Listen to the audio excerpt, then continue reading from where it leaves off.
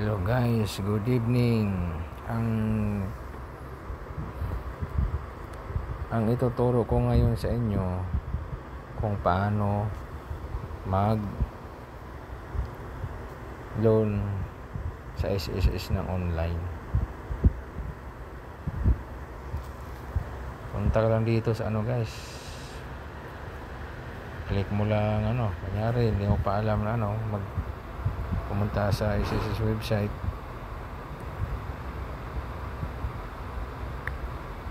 Kasi marami din kasi ngayon yung nahirapan sila apply sa online SSS. Hindi sila makaloan. Click mo lang yan. Ito, click mo lang sa baba. Tapos then guys, lalabas na yun siya. Click mo lang tong member dito sa right side sa taas, sa gilid, member. Tapos yan, lalabas na yung member login. Ayan, kailangan dito user ID tsaka password mo. Sa akin kasi guys, naka-save na to eh.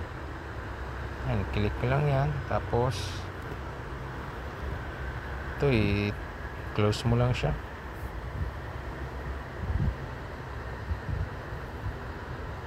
Tapos punta tayo dito sa guys, sa e-service. Yan guys, nakalagay dyan mga reminders na bank accounts details and mobile number should be valid, active, and should not be among the following.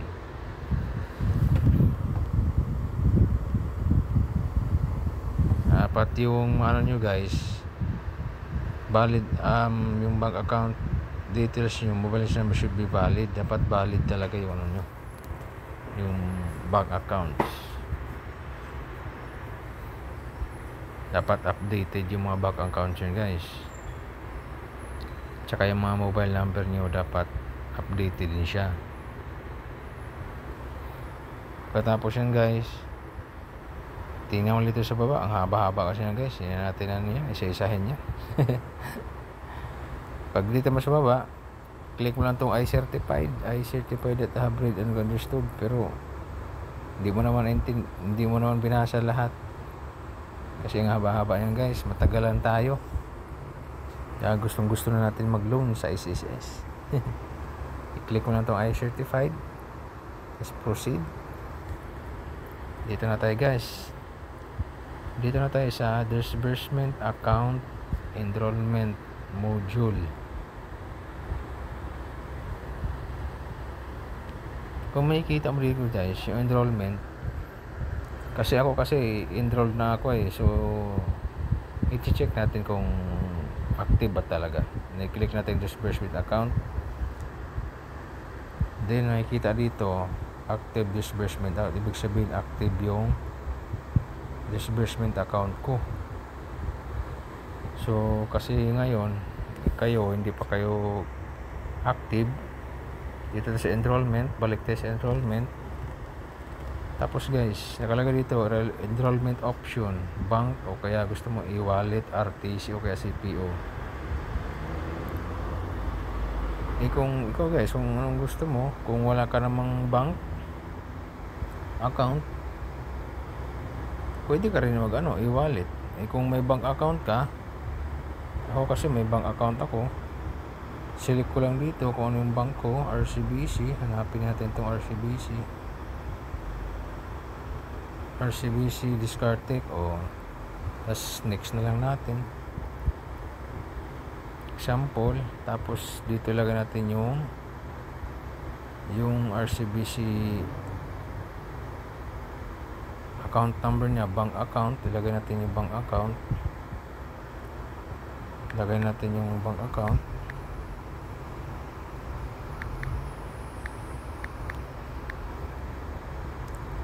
Tapos guys, dito sa kabila, confirm lang natin, gayahin lang natin yung bank account ang nilagay natin.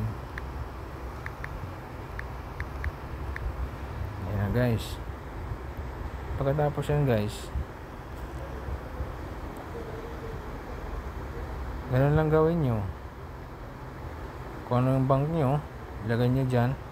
Tapos account number sa baba, gayahin nyo lang dito sa confirm. Kung wala naman kayong bank account, pwede naman e-wallet. Sa e-wallet.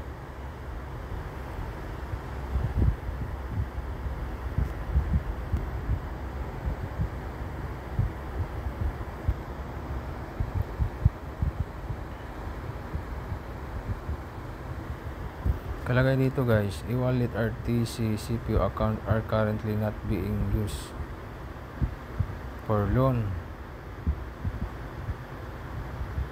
Ano kalagay dito guys, account are currently not being processed by user or loan disbursement. If you will file a salary calamity loan, please enroll a bank account including your loan processes. So ang e-wallet pala guys are not being used by ISIS for loan disbursement. Yun ang nakakalungkot din guys. Kaya ang gagawin natin dito, mag-ano na lang talaga kayo, mag-open na lang kayo account sa mga bangko. Madali lang naman guys mag-open na account sa bangko, kasi mag-provide ka lang naman valid ID. Yun na, mag-provide ka lang ng valid ID mo, tapos proof of billing o proof of income.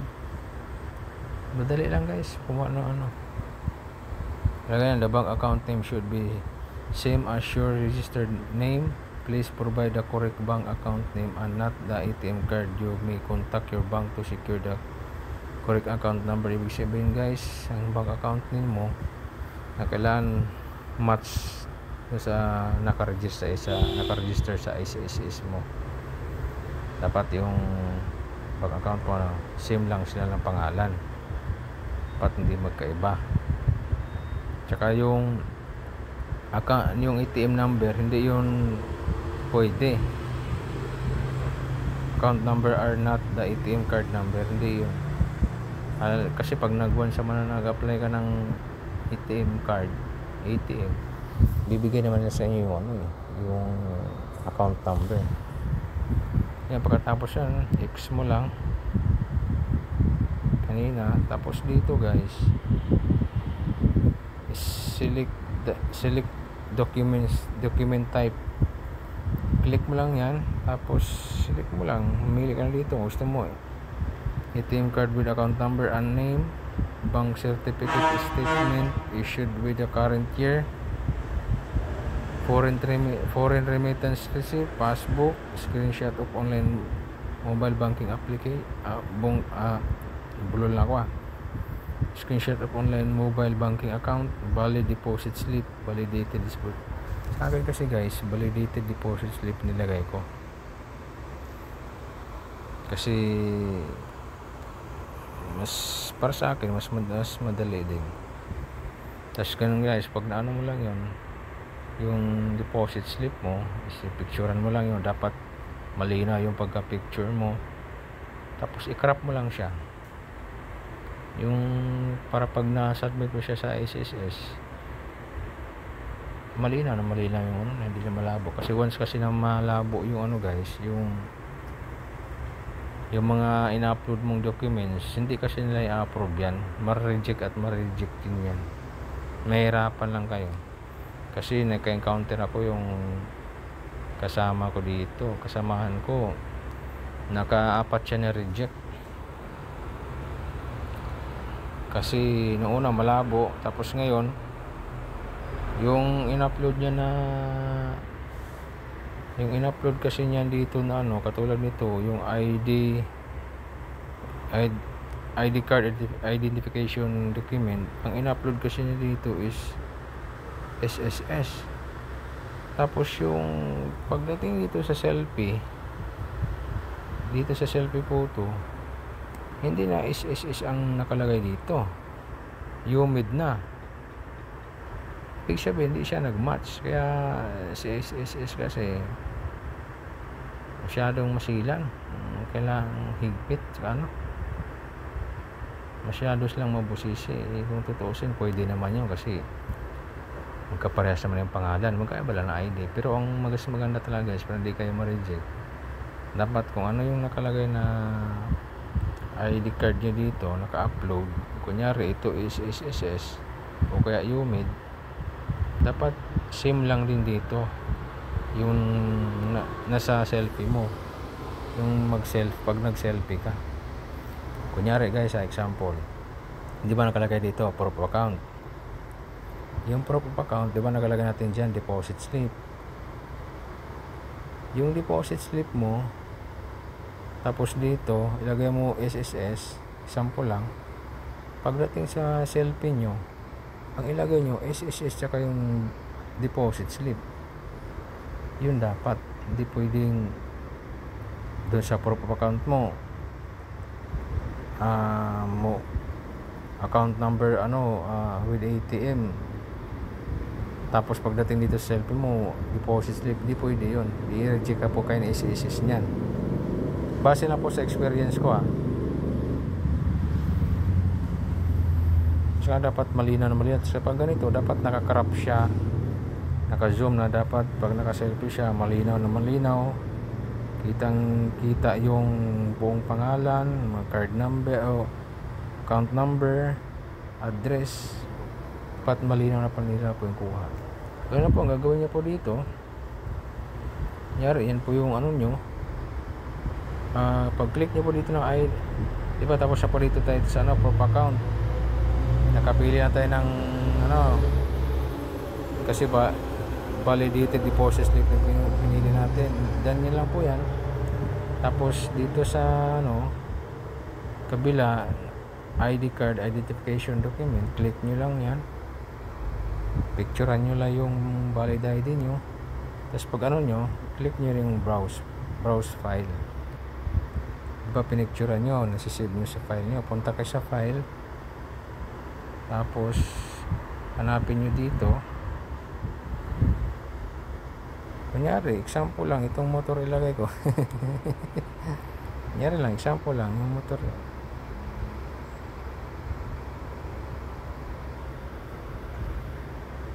Naabutan tayo nga guys, section expired, kalagay dito session ended, please log in.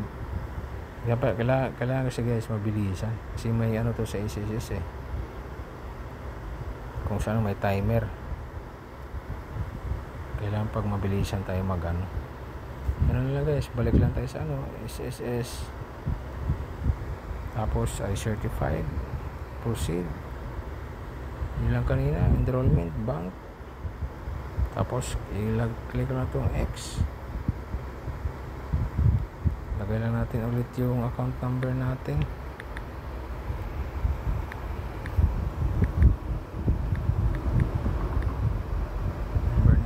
tapos iyahin natin. Dapat pag kayo guys, dapat mabilisan, kasi si SSS automatic may timer to siya hindi ko lang alam kung ilang minutes o wala kasi nakalagay. Dapat magkatugma yung account number, bank account number, tsaka dito sa confirm bank account number, tapos pipiliin natin dito sa proof account, validated deposit slip, done na lang. Tapos dito sa identification number, picturean nyo yung nakapicture nyo na ID. Punta tayo sa browse file, hanapin natin yung nakasave na picture mo, na picture mo na ID mo. Example, yung motor ilagay ko, nyari ganyan.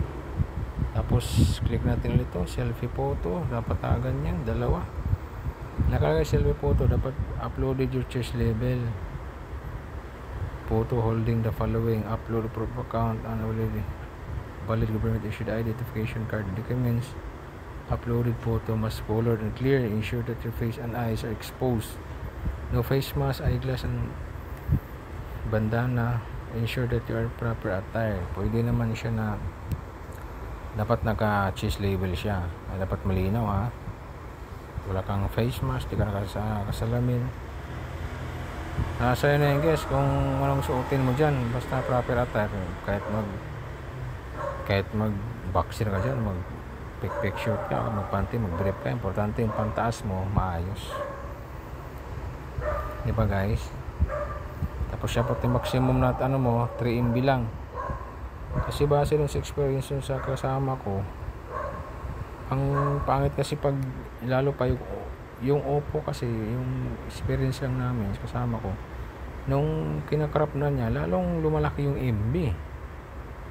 Sabi ko, bakit ganun yung cellphone mo? Yung sa akin, Samsung, yung kinakrap ko, mas maganda ng Samsung pag nagkano ka crop. Yan guys, yun ang gagawin mo. Pagkatapos yan, punta ka lang dito sa iCertify. Click mo lang ito, certified. Nakalagay naman dyan, iCertify.the bank account details. Mobile number I have provided above is true and correct to the best of my knowledge. I confirm that I am the owner. Hindi natin ubusin yan guys kasi haba na yan. Tapos ganyan yan, enroll mo lang, click mo lang enroll. Pag click mo lang yan, enroll, tapos i-check mo sa email mo, may magre-reply is siya doon na already successful enrolled.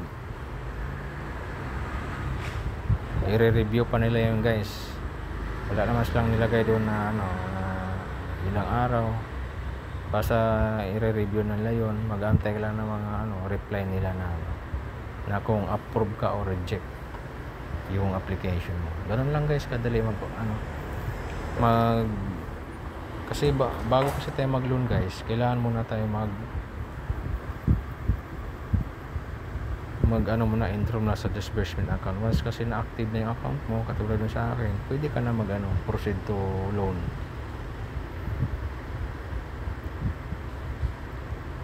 Na tayo guys, sa next video ko gagawa na tayo ng pag mag-loan na, yung pag meron na tayo kung kalagay doon kung magkano i-loan, depende sa inyo guys kung matagal na kayo kay SSS o kaya malaki naman yung contribution nyo, nasa minimum naman.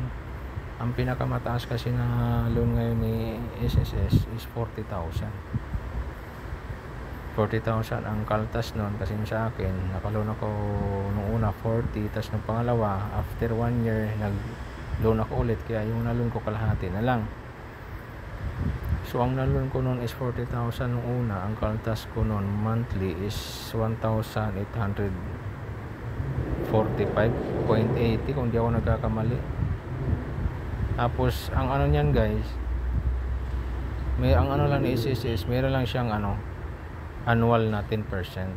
Buong na yun. Yung 40,000 meron siyang tubo na annual na 10%. Yun lang guys. Kung mayroon man kayong mga tanong pa para masagot ko dito sa comment section, mag-comment lang kayo guys sa comment section. Maraming salamat po guys. We love you. God bless you all.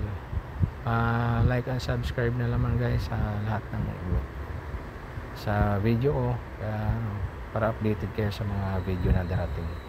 Thank you guys.